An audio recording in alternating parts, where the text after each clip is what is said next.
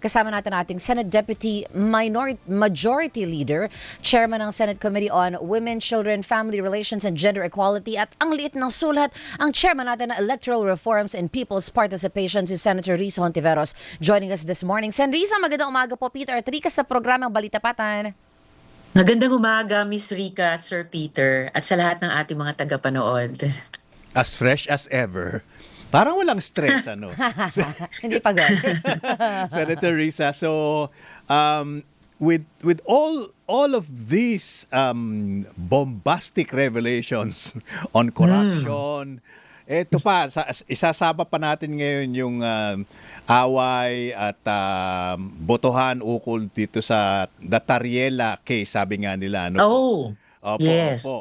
Wala pa namang botohan, pero pinagdedebatihan talaga. Yes. Pero ang lumalabas po 15 senador ang pumirma na. Yes. Pumirma na. Ano pong ibig sabihin Yes. ng pumirma na? Are we talking about the sense of the Senate, ma'am? Ito po yung resolusyon na pinamunuan ni Senator Kiko. And impressive ang 15, ha. Halos 2/3 namin yan. Sabi ko nga sa kanya, that would be enough to concur in the ratification of a treaty.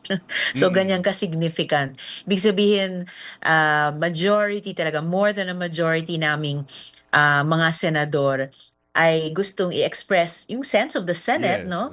Na dapat talaga depensahan at all costs yung pagtataguyod ng pambansang interes. Pagtataguyod ginagawa man ng isang National Task Force on West Philippine Sea spokesman tulad ni Commodore Tariela o mga kapwa mambabatas. Kasi hindi lang si Commodore Tariela ang inatake ng Chinese Embassy dito sa Pilipinas.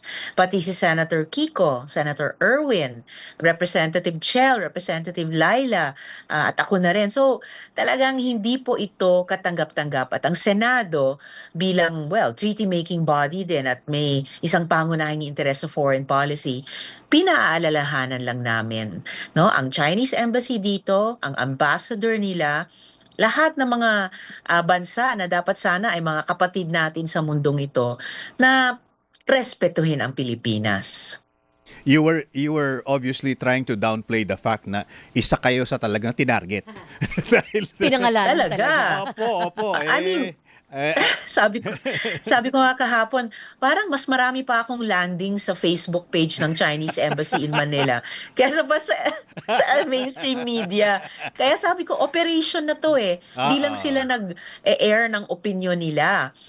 Hanggang gabi, sagot sila paulit-ulit sa mga posts ko at punong-puno ng mga pang-iinsulto. I mean, hindi lang sa akin, hindi lang sa mga individual na mambabatas, sa ating gobyerno at pati sa ating bayan, no? So, gusto ko ngang paimbestigahan na rin yung ganyang klaseng mga influence operations na apparently pati mga Pinoy na PR firms at influencers di umano ay nagpapamudmod, no, ng mga propaganda ng Chinese Embassy dito sa Manila. Dati nang lumutang dito sa Senado ang isang PR firm based doon sa Makati. Pangalan nila ay Infinite Us or Infinite US. Sa isang naunang investigasyon, umamin sila na may tinanggap silang payment sa Chinese Embassy para sa isang proyekto. Siya sa atin kung ano ba yung specifics ng proyektong iyan. Kasi kung tumatawid na from simpleng negosyo to paglabag, no, sa pambansang interes on behalf of another country or another country's government, pagtataksil na yan kay inang bayan. Opo. Senator Risa, you can go into that investigation pero personally, I'm more curious kung bakit hindi 100% ng mga senador natin ang bumoto dito sa sense of the Senate. I mean, parang open-close ito. I mean, I don't wanna simplify it naman, pero hindi ba napakasimple nito? Either they're doing us injustice or not. Bakit merong siyam na ayaw? Well, ano naman, ang bawat isang senador malaya na pumirma o hindi at nagre-respetuhan kami dyan. There's that mutual respect among us about that. But for sure, para sa akin at palagay ko para sa bawat isa sa aming 15 na pumirma, it's a cut and dried case na meron tayong pambansang interes at sa tingin natin at karanasan natin, nilalabag nila lalo na sa West Philippine Sea, no, laban sa ating Navy, Coast Guard, mga mangingisda. And tayo mga Pilipino at pati kaming mga Pilipinong nagtatrabaho sa gobyerno, we are fulfilling our duty and our responsibility to speak up and to push back and to uphold the national interest. So, oo, para sa akin, para sa amin, napakasimple lang naman yon. Sen. Risa, where will this be filed? Kasama din po ba ito dun sa lahat ng mga diplomatic protests na inilagak natin sa China? Yun, yung mga protests sa Department of Foreign Affairs naman yun. Pero for sure, dito sa Senado, pag ni-refer po iyon, possibly dun sa dalawang komiteng ni-referan ng dalawang privilege speeches namin kahapon ni Senator Erwin, which were primarily the Senate Committee on National Defense and secondarily Senate Committee on Foreign Relations. Meron po ba tayong ano po ang effect that we're wanting to get out of this Senate resolution na ating ilalabas po? Well, at the very least, to express yung malawak na pananaw at pakiramdam ng Senado na tama lang, no, na depensahan ang pambansang interes lalo na kapag ito'y nilalabag ng gobyerno ng ibang bansa. And the documentation is so rich about the need to do that vis-a-vis the Chinese government. So reiteration in general ng ganyang tungkulin at intensyon namin to pa rin ang tungkuling ito, and in particular, reiteration of our passionate intention to continue doing this duty vis-a-vis China in the West Philippine Sea. And speaking of the West Philippine Sea with the Commodore Tariela's stance, Yes. You don't think, Senator Risa, na Commodore Tariela crossed the line by mimifying Meme? Naging meme? naging meme. Sabi nga nila, why are you making caricatures of the president of China? Is that something that should even be discussed? Well, sa pagkaalam ko, he was speaking at a forum para sa mga estudyante ng College of St. Benilde, no, sa University of St. LaSalle. And meron siyang ganung paksa tungkol sa China, Pilipinas at West Philippine Sea. And sa pagkakaalam ko, yung mga memes na yon are possibly previously already designed and used as demonstrations. At saka, Diyos ko naman, kumpara sa ginagawa ng China sa atin sa dagat, yun na nga, sa ating Navy, Coast Guard, mga mangingisda lalo na, ang cartoon, dun sila magbabalat sibuyas. Kaya sabi ko kahapon pa, come on, di ba? At kung memes din lang, gusto nilang pag-usapan specifically, wow, halos isang dekada na, nagmi-memes din sila tungkol sa ating bansa, Meron din tungkol sila. sa ating mga liderato, pati mga presidente natin, tungkol sa bansa natin. No? They have been using all the means at their disposal, including memes, to downgrade us para sabihin na yung foreign policy natin ay simpleng pagiging puppet daw ng foreign policy ng ibang bansa. And they haven't spared our presidents from this kind of treatment. So, ano ba yan? Bully talaga, no? Ginagawa nila sa atin, okay lang.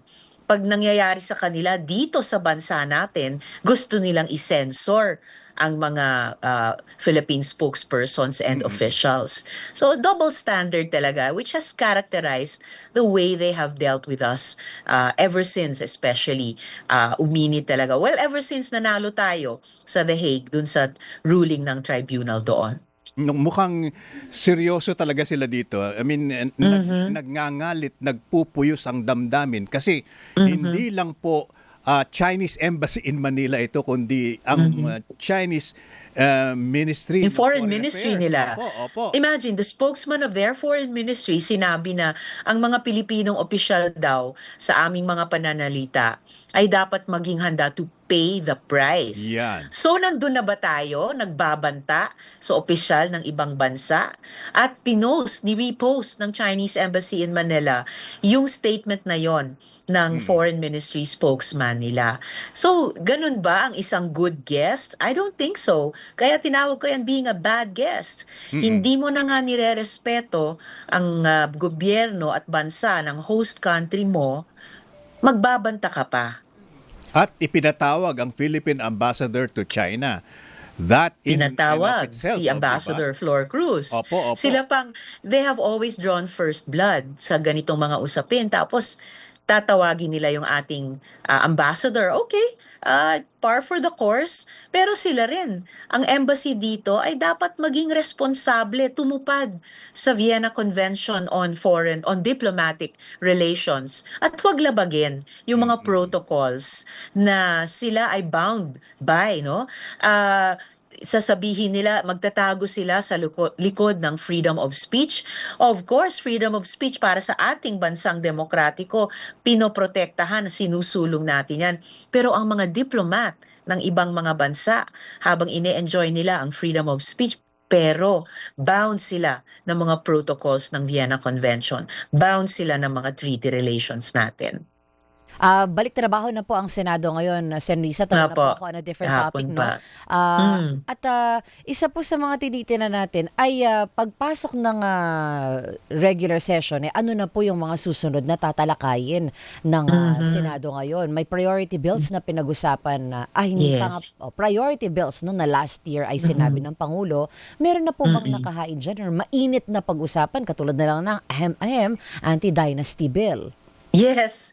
So yun, isa-schedule din po namin yan sa patuloy na pagtatrabaho ng Committee on Electoral Reforms and People's Participation, pati po yung mga panukalang batas tungkol sa pagreforma ng party list system. And then of course, tuloy yung trabaho ng lahat pa ng ibang mga komite dito sa Senado, kasama na yung Senate Committee on Health. Mamaya po meron kaming, mamaya-maya lang, may pagdinig kami sa mga counterfeit pharmaceutical products at saka mga unregulated health products, no? Bukod po sa kabuuang pagsulong ng implementasyon ng Universal Healthcare Law. We're soon to convene also, finally, the Congressional Oversight Committee on the Universal Healthcare Law. Kaka-approve na rin namin on third and final reading kahapon ng mga bills tungkol sa HOSIP, yung Health Outreach for Seniors and Indigents Program, at saka kahapon din yung Lupus Prevention and Control Program Bill. And then patuloy yung mga interpellations at amendments sa iba't ibang health bills pa. Sa Senate Committee on Women din, tuloy-tuloy yung aming pagsulong, halimbawa ng kaligtasan ng ating mga bata sa mga tourist areas sa pamamagitan ng Sandy's Bill, at para sa kababaihan, marami pa rin tungkol sa karapatan at kagalingan ng ating mga kabaro. May nadagdag Miss Rica. na HOSIP. Iba pa po Yes. sa mga MAIFIP and every ip-ip na meron tayo, no? Yung well, at least yung HOSIP program, yung MAIFIP sa ngayon ay isang social protection fund ng Department of Health, na ngayon naglalabas ang DOH ng bagong guidelines ng MAIFIP. Panawagan ko lang sa kanila, please gawin yung mas simple at mabilis ang pag-access ng ating mga kababayan sa MAIFIP sa ngayon. Huwag gawing mas mahirap at matagal or komplikado. And in the meantime, nagsusulong din po kami ng bill para whether MAIFIP ng DOH or health assistance ng DSWD, ng PAGCOR at ng PCSO at iba pa, lahat ipasok na sa tinatawag naming Universal Healthcare Medical Assistance Program, na simpleng sa loob na lang ng bawat ospital, sa isang one-stop shop na social services unit, dun pwedeng humingi ng assistance ang pasyente o pamilya niya. And within 72 hours, dapat ibibigay na ng medical social worker doon. So, di na sila lalabas ng ospital, di na sila lalapit sa aming mga mambabatas, di na sila hihingi ng guarantee letter sa amin.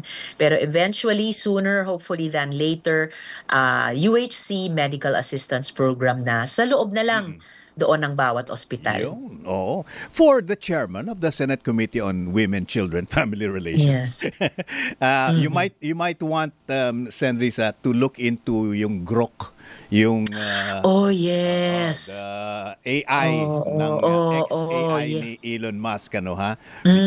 Talaga, Sir Peter, salamat para sa paalalang yon. In fact, AI has been top of mind for us sa nakaraang mga pagdinig ng Senate Committee on Women. Kahit nung adjournment, kasi pwede naman po, authorized naman po kami mag-conduct ng hearing kahit hindi in session yung plenary. Basta't yun na nga, nag-signify doon ang Senate. And AI talaga ay dahilan kung bakit kinailangan naming i-update yung mga kasalukuyang batas, halimbawa tungkol sa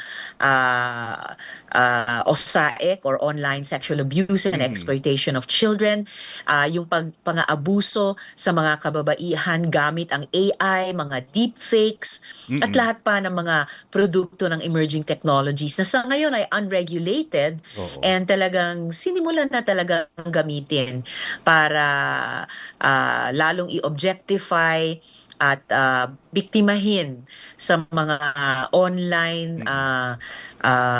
sexual abuse cases.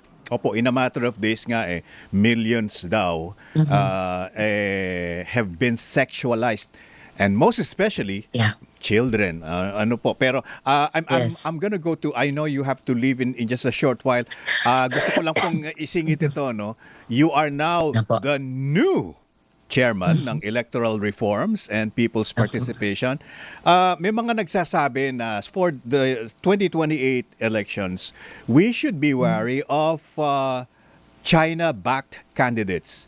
On this particular aspect po, should the COMELEC now be reviewed in terms of ano ba talaga ang track record nila and gaano ba sila kahigpit talaga dito po sa pagpapatupad ng malinis na eleksyon? Well, we can only continue na dumulog at magpaalala sa COMELEC at sa mga commissioners niya hanggang chair niya na maging masinop talaga sa ganitong mga sensitibo at lalong high-tech sa pagdaan ng panahon ng mga bagay while they serve out their constitutional term. And oo nga, palapit na naman ang isang eleksyon, mahalagang eleksyon dito sa atin, and habang nag-grapple kami dito sa Senado ng paano ba dapat ang protocols at saka safeguards sa AI for life in general, no, para sa ating mga kababayan at netizens, for sure sana pinaghahandaan na rin po ito ng COMELEC. Dahil naranasan na po natin dati at saka sa ibang mga bansa rin na hindi off limits ang mga eleksyon at iba pang political exercises sa paggamit at maling paggamit din ng mga teknolohiya, lalo na itong mga high-tech tulad ng AI. So yes, napaka-importanteng gawin din po iyan ng COMELEC. And one more, Sen. Risa, before we let you go. As the chairman din po ng Women, Children, and Family Relations, I do know na tumutulong ka din naman po doon sa mga families ng EJK victims. No? May bago po kasi tayong update na ang confirmation charges ay magaganap na po ng February 23 for the former president. I'd like to get your thoughts on that as well, please. Well, sinusubaybayan ko talaga at ng maraming tao, lalo na yung mga naulila ng extrajudicial killings, yang napaka-importanting proseso din sa The Hague. So I'm sure kaming lahat ay nabuhayan ng loob na sa ganyang recent decision, magpapatuloy nga yung prosesong iyan ng fact-finding and truth-telling, pagsulong ng hustisya para sa mga pamilya na mga biktima, at moving forward din yung tinatampok din ni na Father Flavie Villanueva at yung mga EJK families doon sa kanilang program paghilom at pati paglunsad ng kanilang paghilom mobile museum dito sa Senado kahapon, na moving forward yung paghilom din ng ating bansa. At bahagi ng paghilom at pagiging healthy bilang isang lipunan ay 'di ba yung pag-institutionalize at pag-internalize ng lahat ng mga pamamaraan na never, never, never again maulit yung ganyang madilim na yugto ng karahasan at impunity dito sa ating bansa. Senator Risa, it's been a joy talking to you as always. Likewise, thank you. Opo, ang time check natin Ako ay rin sa inyo. 9:40, so we have to let you go. Maraming salamat, Thank you, Senator Sir Risa. Risa. Salamat. And please keep Ingat. up the good work.